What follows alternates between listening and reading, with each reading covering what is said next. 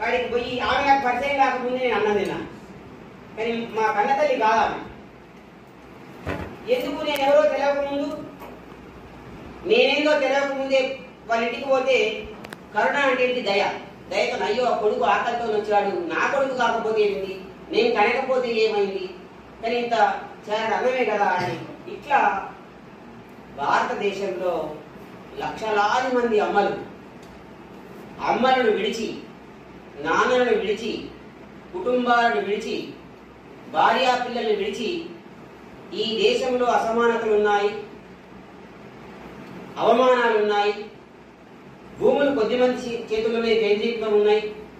వీటన్నిటినీ సమంగా పంచాలి అని బయలుదేరిన విప్లవకారులకి లక్షలాది మంది తల్లులు కరుణతో అన్నం పెట్టారు. అట్లాంటి కరుణ రసం గల ఆరోగ్య